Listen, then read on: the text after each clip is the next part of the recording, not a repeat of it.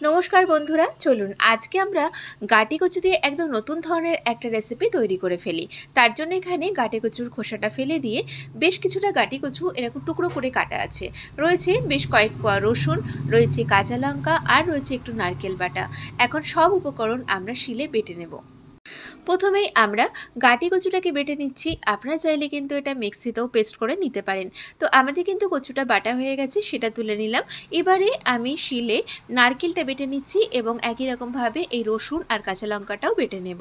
আপনারা চাইলে যদি এটা পুরোপুরি নিরামিষ খেতে চান তাহলে কিন্তু রসুনটা স্কিপ করতে পারেন, তাতেও খেতে বেশ ভালো লাগবে। আমাদের এই সমস্ত উপকরণগুলো বাটা হয়ে গেছে। এবারে গ্যাসে একটা কড়াই বসিয়ে দিয়েছি, দিয়ে দিলাম এর মধ্যে সর্ষের তেল। যে কোনো বাটাই কিন্তু সর্ষের তেলে খেতে বেশি ভালো লাগে। এর মধ্যে দিয়ে দিলাম বেশ কিছুটা 1/4 চা চামচ মতো একটু কালো জিরে। কালো জিরেটা হালকা ফ্রাই হয়ে গেলে এবারে প্রথমেই এই কাঁচা লঙ্কা আর রসুন বাটাটা দিয়ে একটু নাড়াচাড়া করে নিলাম, যাতে রসুনের কাঁচাটে গন্ধটা চলে যায়। এবারে এর মধ্যে আমি দিয়ে দিচ্ছি এই কচু বাটা। এখন কিন্তু বেশ কিছুক্ষণ সময় নিয়ে আমাদেরকে এটাকে একটু নাড়তে হবে, নেড়ে শুকিয়ে ফেলতে হবে। দিয়ে দিচ্ছি এর মধ্যে স্বাদ মতো লবণ, আর দিয়ে দিচ্ছি আমি এর মধ্যে হলুদ গুঁড়ো। এর মধ্যে কিন্তু আমি নারকেল বাটাটাও দিয়ে দিয়েছিলাম।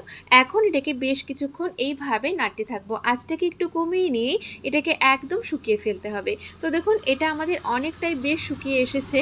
দিয়ে দিলাম এর মধ্যে একটু চিনি, 1/4 চা চামচ মতো কয়েকটা দানা চিনি দিয়ে আবারও এটাকে আমি নাড়ছি। তো দেখুন, এটা কিন্তু আমাদের প্রায় হয়ে এসেছে। এটা কড়া থেকে নিজে থেকেই উঠে আসছে। তার মানে কিন্তু আমাদের এই কচু বাটাটা একদম রেডি হয়ে গেছে। নামানোর আগে দিয়ে দিলাম একটু কাঁচা সর্ষের তেল। তো এখন এই কচু বাটাটা গরম গরম ভাতের সাথে আমি পরিবেশন করব।